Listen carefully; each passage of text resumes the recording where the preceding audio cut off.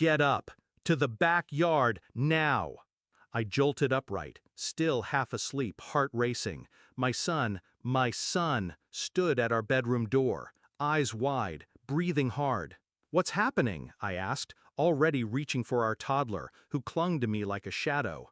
"Baby, it's okay." "There's no time to explain," he said, grabbing his sister and sprinting barefoot down the hallway. "Just come, hurry." Pajamas, cold air, grass wet against my feet. We crouched in the bushes behind the shed. I wrapped my arms around the kids, confused, trembling. Then I looked back at the house and saw her silhouette in the window. Not alone.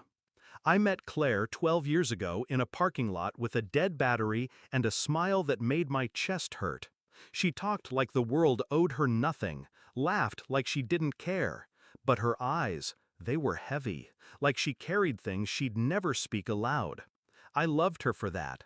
We built a quiet life, safe, predictable. Dinner at 6, cartoons at 7.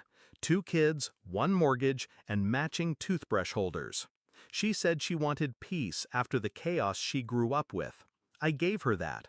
I just never expected she'd find it boring. The signs were there, if I'm honest. Late work meetings that didn't make sense, phone face down, always, a new gym routine and perfume she never wore for me.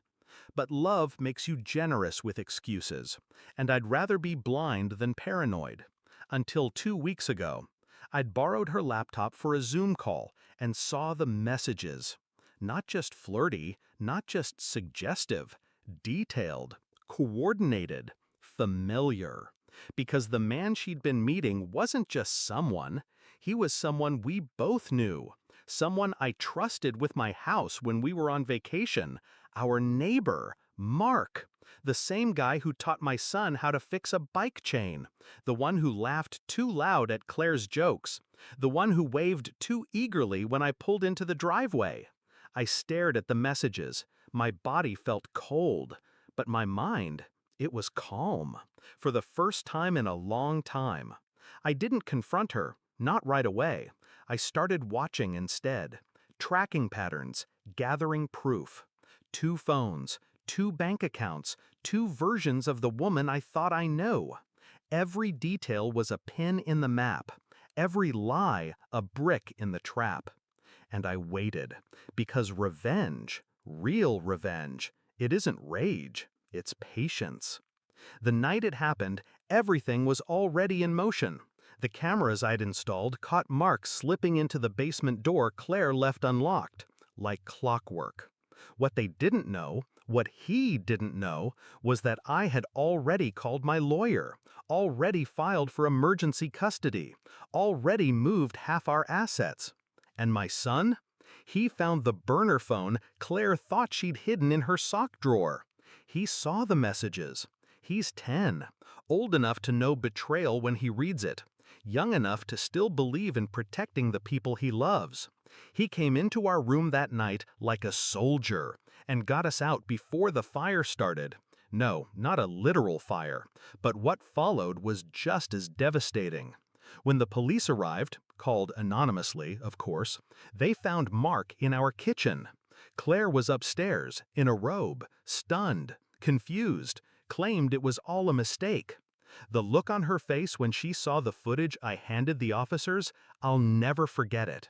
She realized in that moment that the version of me she knew, the passive one, the provider, the predictable man, was gone, replaced by someone methodical, someone who knew how to turn a quiet humiliation into a full-blown collapse. She was arrested that night for trespassing and conspiracy to commit fraud. Turns out she'd been funneling money, small amounts, but enough to cost her everything. We moved out a week later.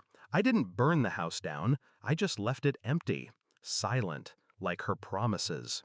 People ask if I'm angry. I'm not. Anger is loud, messy, it makes mistakes. But me? I'm precise. My revenge wasn't screaming. It wasn't throwing plates or airing dirty laundry. It was showing her exactly who she underestimated. It was teaching my son that truth matters, that silence has power, and that the ones who love you quietly will also protect you fiercely. Claire tried to call me last month, left a voicemail crying, begging, said she didn't recognize herself anymore. I didn't call back, but I saved the message so my daughter can listen to it someday, to hear what weakness sounds like behind a mask of strength. Funny, isn't it? How a betrayal can feel like the end of the world until it becomes your beginning. The night my son pulled me from that bed, I thought we were running from danger. Turns out, we were running toward freedom.